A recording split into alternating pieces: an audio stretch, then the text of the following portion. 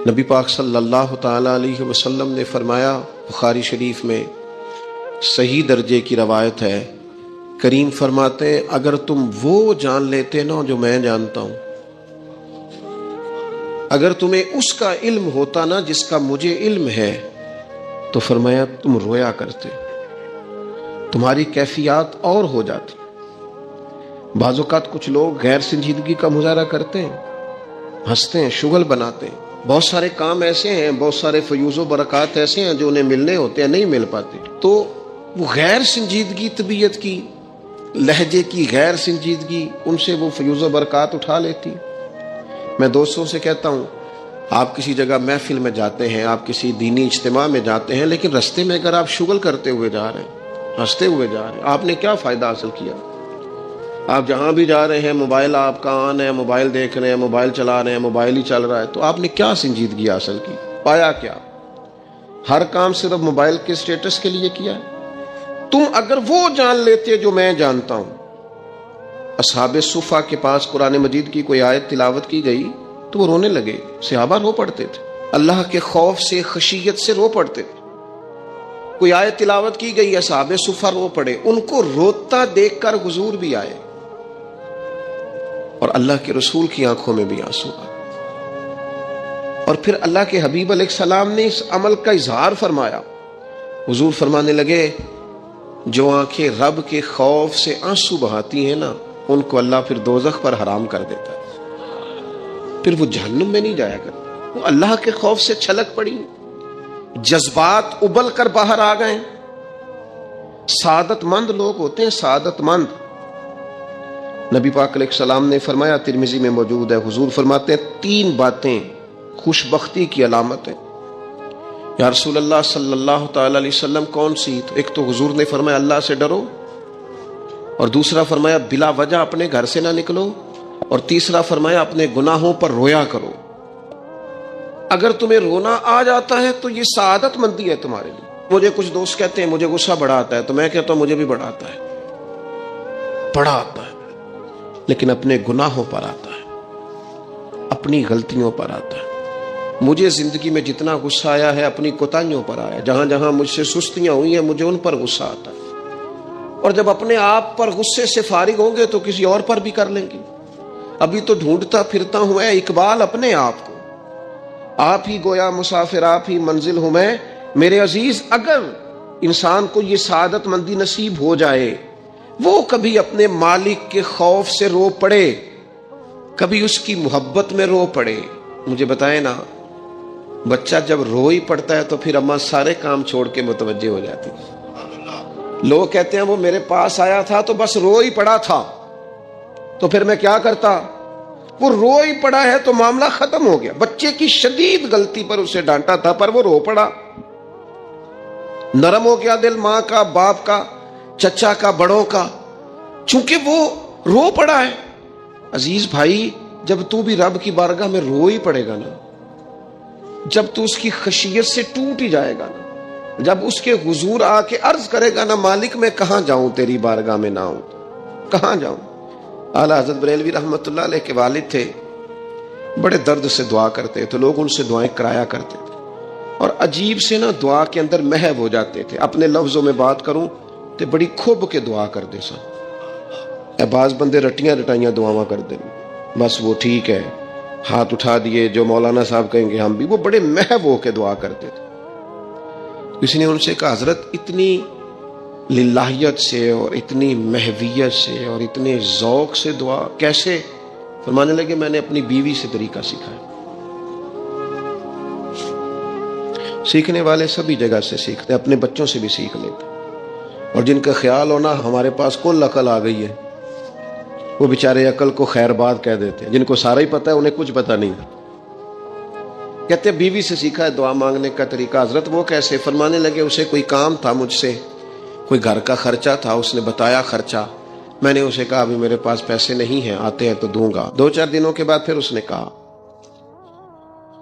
میں نے کہا تھا گھر کے خرچے کے لیے کچھ پیسے، تو فرماتے ہیں میں نے کہا ابھی میرے پاس نہیں ہے، آتا ہوں تو دیتا۔ عورتوں کی عادت ہوتی ہے بار بار یاد کرانا۔ کہتے اس نے پھر یاد کرایا، وہ میں نے گزارش کی تھی کچھ پیسے چاہیے، فرماتے مجھے غصہ آ گیا۔ میں نے کہا تم کیا روز ایک ہی بات کرتی ہے، تجھے کہا ہے نا ابھی پیسے نہیں ہیں، آتے ہیں تو دے دوں گا۔ ہر روز یاد کرانے کا کیا مطلب ہے؟ ایک ہی بات کا رٹا لگایا، پیسے چاہیے پیسے، ٹھیک ہے خرچ ہے، آپ ٹھیک کہہ رہے ہیں، پر ابھی نہیں میرے پاس، کہتے میں نے ڈانٹ دیا۔ سعادت مند خاتون تھی، حوصلے سے ڈانٹ برداشت کی، تو کہنے لگی غلطی ہو گئی، مجھے نہیں بار بار کہنا چاہیے تھا، آپ تو ناراض ہی ہو گئے، لیکن ایک بات یہ کہنی تھی کہ آپ ہی میرے شوہر ہیں، میں آپ سے نہ کہوں تو پھر کس سے جا کے کہوں؟ آپ سے ہی کہنا ہے نا، میرے آپ ہے نا میرے سر کے تاج، تو کس سے اور کہوں؟ میں اور کسی سے کہوں؟ شیخ فرماتے ہیں میرے ہاتھ میں کچھ چیز تھی، ہاتھ کانپا، وہ چیز گری، چھم چھم میرے آنسو ٹپکے، چھم چھم میں رو پڑا۔ تو خاتون کہنے لگی آپ کیوں روئے، کیا ہوا؟ تو فرمانے لگے مجھے تو رب سے مانگنے کا طریقہ تو نہیں سکھا دیا، جب میں اس کی بارگاہ میں عرض کروں گا نا مالک بڑے دروازوں پہ گیا ہوں کوئی نہیں میری سنتا، بڑے درد کے ساتھ میں نے کہا ہے پر فریاد کو کوئی نہیں پہنچا، اے اللہ تو ہی میرا رب ہے، پھر تجھے نہ کہوں تو کس کی بارگاہ میں جا کے کہوں؟ میں بیمار ہوں اور شفاؤں کے لیے ترس گیا ہوں، میں مقروض ہوں اور جان چھڑانے کے لیے ترس گیا ہوں، میں کمزور ہوں اور سعادت پانے کو ترس گیا ہوں، میں بے کیف ہوں اور سجدوں کی لذت کے لیے بے چین ہو گیا ہوں، میں بے کیف ہوں اور چاہتا ہوں میرا قرآن پاک کی تلاوت سے دل لگے، اور مالک جب توفیق تو دینے والا ہے تو پھر تجھ سے نہ کہوں تو میں کس سے جا کے کہوں؟ نبی پاک صلی اللہ تعالی علیہ وسلم نے فرمایا دو آنکھیں دوزخ میں نہیں جائیں گی۔ یا رسول اللہ صلی اللہ علیہ وسلم اتنا کرم، وہ دو آنکھیں کون سی ہیں؟ فرمایا ایک وہ جو اللہ کی راہ میں رات جاگتی رہی، کسی سرحد پر پہرا دیا، کوئی ڈیوٹی کی، کوئی خدمت کی راہ خدا میں، جو آنکھیں بیدار رہی راہ خدا میں، دوزخ میں نہیں جائیں گی۔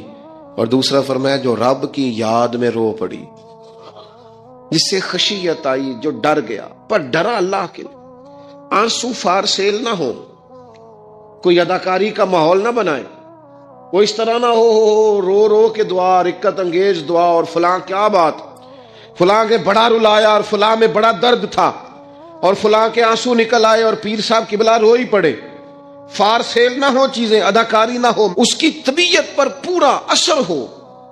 اور جب خشیت کے ساتھ وجود کانپتا ہے، وہ کسی نے کہا تھا کہ آنسو قربت کا سبب ہوتے ہیں، جب آپ کی روح کسی کی روح سے ملتی ہے تب آنسو نکلتے ہیں، جب تو اللہ سے پورا جڑ جاتا ہے نا، جب رسول کائنات کی بارگاہ سے تیری پوری توجہ لگ جاتی ہے، پھر آنسو بن کر دل تے پار پوے جس ویلے ادو پار بناون اکھیاں، بے درداں محبوباں دے سارے ناز اٹھاون اکھیاں۔ عزیز دوست، جب آپ پورے طور پر جڑ جاتے، او یارو کتنا روئے ہیں مسلمان اقوام متحدہ کے سامنے جا کے، کتنی قراردادیں پیش کی تم نے سلامتی کونسل میں، حتیٰ کہ مسلمانوں کے جو امیر ملک تھے ان کی تنظیمیں بنی، کوئی مسلمانوں کی داد رسی کو نہیں پہنچا۔ میری کو بہت لمبی عمر تو نہیں ہے، پر میں نے برما میں مسلمانوں کے کٹتے ہوئے حالات دیکھے، خبریں آئیں، ہم نے دیکھی، کٹتے اور سسکتے مسلمان ہم نے دیکھے، ہم نے دیکھا لیبیا پہ حملہ ہوا اور ٹوٹ گیا سارا ملک، میں نے وہ منظر دیکھا جب غوث پاک کے بغداد میں بم گرے، ہم نے وہ دور دیکھا جب کسی نے خبر دی کہ کربلا میں پھر سے کربلا برپا ہے، ہم نے وہ منظر دیکھا جب پتا چلا کہ پھر سے مولا علی کے نجف اشرف کو اجاڑا جا رہا ہے، ہم نے وہ سارے منظر بار بار دیکھے، بار بار سنے، اور اب تو شرم آتی ہے، میرا دل کرتا ہے میں فلسطین کا نام نہ لیا کروں، شرم آتی۔ یہ کوئی ہماری تقریروں کے موضوع ہیں؟ یہ کوئی ہمارے کالم لکھنے کے عنوان ہیں؟ یہ کوئی ہمارے موبائل پہ لگانے کے سٹیٹس ہیں؟ یہ تو شرم سے مر جانے کا مقام ہے، یہ کوئی گردنیں اٹھا کے بات کرنے والی بات ہے؟ یہ موبائل پہ ایک دوسرے کو ویڈیو دکھانے کا منظر ہے؟ رمضانوں میں شاموں میں اپنے اپنے بچوں کو سینوں سے لگا کے افطاریاں کرانے والوں اور بچوں سے پوچھنے والوں کہ پتر تو کی کھانا ہے، اس سے پوچھ لے اس کی مرضی کیا ہے۔ تمہیں پتہ ہے فلسطین کی بیٹیاں بھی سیدہ ختیجہ الکبریٰ کی بیٹیاں ہیں، وہ مومنوں کی مائیں ہیں تو ان کی بھی تو مائیں ہیں نا. فلسطین کی بہنیں بھی صبح قیامت حضرت فاطمہ کے پلو میں پناہ لیں گی. نبی پاک صلی اللہ تعالی علیہ وسلم نے فرمایا من اذا مسلمن فقد اذانی. میں کیسے وہ بات آپ کے دلوں تک اتاروں کہ حضور نے فرمایا جب میرے مسلمان کو تکلیف ہوتی ہے تو مجھے تکلیف ہوتی ہے, مجھے درد ہوتا ہے. اس رسول کی امت جو کافروں کی رسیاں زور سے باندھی جائیں تو حضور فرمائیں ڈھیلی کر دو. یہ ہائے ہائے کرتے ہیں تو مجھے نیند نہیں آتی. اگر بدر میں قیدی بنا کے لایا گیا کافر ہائے ہائے کرے تو حضور کو نیند نہیں آتی, تو مجھے بتاؤ کہ فلسطین کی بیٹیاں ہائے ہائے کرتی ہیں تو گنبد خضرا میں محبوب کو آرام ہے. میرے عزیز, بے حسی کی زندگی, چھوٹے موٹے بیانات, تو بھی کہہ دے تھوڑا سا فلانے کا بیان نہیں آیا, کیا کرنا ہے بیان دے کے, کیا بات کرنی ہے تذکرہ کر کے. دوستو آؤ رو کے دیکھ لیا ساری دنیا کے سامنے, کچھ رب کے سامنے رو کے نہ دیکھ لیں. اب اسے کہے نا, اب حضور کی بارگاہ میں عرض کر کے نہ دیکھ لے کہ تجھ سے فریاد ہے اے گنبد خضرا والے. اب کعبے والوں کو ستاتے ہیں کلیسا والے, اور کی اگر تو نے دل مسلم کی دل جوئی نہیں پھر ہمیں تانا دیں گے بت کے مسلم کا خدا کوئی نہیں. اب اللہ رسول کی بارگاہ کی طرف رجوع نہ کر لیں, اب چھوڑ نہ دیں سیاستدانوں کے گلے, اب چھوڑ نہ دیں دنیا اقوام متحدہ کی بات اور سلامتی کونسل کی بات, اب اپنے اللہ کی جانب رجوع نہ کریں. دیکھو نا, نبی پاک صلی اللہ تعالی علیہ وسلم نے ہمیں فرمایا تمہارے آنسو قدر والے ہیں, رب رسول کی بارگاہ میں بہانا, ان کو ضائع نہ کرنا. عزیز بھائیو, یہ آنسو جو اللہ رسول کی بارگاہ کی طرف بہتے ہیں یہ اللہ کی رحمت کو متوجہ کرتے ہیں, یہ مالک کریم کے کرم کو مائل کرتے ہیں. ہمارا مسلح آباد ہونا چاہیے. وہ مجھے ایک دوست کہنے لگے صرف دعا کریں فلسطین کے لیے, آپ نے کہا جم کے دعا کریں, صرف دعا کرنے سے کیا ہوتا ہے؟ میں نے کہا دعا کرنے سے پہاڑ ہل جاتے ہیں اپنی جگہ سے. میرے رسول پاک رات کو دعا کریں تو صبح فاروق اعظم جیسے لوگ آ جاتے ہیں دین اسلام. نبی پاک علیہ السلام رات دعا کریں نا, دعا, اور بدر کی رات حضور دعا کریں تو اللہ 7,000 فرشتوں کو بھیج دیتا ہے مسلمانوں کی مدد کے لیے. صحابہ فرماتے ہیں میدان بدر میں ہم کسی کو قتل کرنا چاہتے تھے لیکن اس کی گردن پہلے سے کٹ کے گر جاتی تھی, فرشتے آئے ہوئے تھے. آج ہمارے ساتھ اللہ کی مدد ناراض ہو گئی ہے, ہم سے رب کی مدد ناراض ہے. ہماری مجموعی غلطیاں, قومی کوتاہیاں, بددیانتیاں, رشوت خوریاں, ہمارے جھوٹ, ہماری بد اخلاقیاں, مجموعی طور پر سوسائٹی کی مادہ پرستی, اخلاقی رویوں کی گراوٹ, لوٹنا, اپنا حصہ وصول کرنا, جگہ جگہ پہ کمیشن مقرر کرنے, ہر شخص کا ذات کے لیے سوچنا, اللہ کی مدد پھر روٹ جایا کرتی ہے, ناراض ہو جایا کرتی ہے. سب سے ضروری کام یہ ہے, سب سے ضروری کام کہ اللہ کی مدد شامل ہو. سب سے. ایک صحابی تھے, ایک جگہ انہیں شہید کیا جا رہا تھا تو کافر چاہتے تھے کہ ہم ان کی لاش کو معاذ اللہ ثم معاذ اللہ بے حرمتی کریں. انہوں نے عرض کی مالک تو میرا مددگار ہے, اس بیابان جنگل میں میری مدد کرنا. شہد کی مکھیاں آ گئیں, ان کے پورے وجود کو چھپا لیا, کوئی چیز قریب آئی نہیں. اور لوگ کہتے ہیں مکھی اٹھ کے بیٹھے تو زخمی کر دیتی ہے, لیکن وہ اٹھ کے گئی تو وجود پہلے سے زیادہ تر و تازہ تھا. اللہ نے محفوظ کر لیا وجود ان لوگوں کا, اللہ نے حفاظت فرمائی, اللہ کی مدد شامل تھی. اللہ کی مدد. ایٹم بم تم نے بنا لیے, ہتھیار تم نے سجا لیے, دولتیں تم نے جمع کر لی, بڑے بڑے تم نے ادارے قائم کیے. اب ایک کوشش اور بھی کرو, رب رسول کی بارگاہ میں رو تاکہ تمہیں اللہ کی مدد بھی ملے, تمہارے اندر حوصلہ بھی پیدا ہو, تمہارے اندر شعور بھی بلند ہو, اپنی ذات سے اٹھ کر سوچنے کی تمہیں طاقت بھی میسر آئے. میرے عزیز, اگر اس کی بارگاہ میں رونا آ جائے نا, اس کی بارگاہ میں اسے منانا آ جائے تو پھر تو کیفیات ہی کچھ اور ہو جاتی ہیں. کتنا کو روئیں بھلا. حضور فرماتے ہیں بہت لمبا تم نہ بھی نہ رونا, اگر مکھی کے یا مچھر کے پر کے برابر بھی تمہارے آنسو نکل گئے نا میں اب اس سے زیادہ کیا آپ کی بارگاہ میں بات عرض کروں. حضور فرماتے ایک مکھی اور مچھر کے پر کے برابر بھی تیری آنکھ سے آنسو نکل آیا، شرط یہ ہے نکلے ریاکاری کے لیے نہیں، نکلے اللہ کی رضا کے لیے، اس کی خشیت میں نکلے. فرمایا اگر مکھی کے پر کے برابر بھی تو رو پڑا تو اللہ تعالیٰ تیرے لیے دوزخ سے آزادی لکھ دے گا. اور نبی پاک صلی اللہ تعالی علیہ وسلم نے بیان فرمایا ہے، حضور فرماتے جو اللہ کے خوف سے رو پڑے نا، جس طرح بھینس بکری گائے کے تھنوں سے نکلا ہوا دودھ دوبارہ تھنوں میں نہیں نہ جاتا، اسی طرح جو رب کی یاد میں رو پڑے وہ دوزخ میں نہیں جاتا. یہ مثال دیکھیں کیسی دی حضور نے سمجھانے کی. اگر کبھی رونا آئے اس کے لیے تنہائی کا انتخاب کریں، مجمع میں نہیں. ایک بندے کو حضرت عمر نے مجمع میں روتا دیکھا تو فرمایا یہ کام تو اکیلے میں کرتا، تیرے لیے برکت والا ہوتا، تیرے آنسو نکلے، تیرے رخساروں پہ بہیں.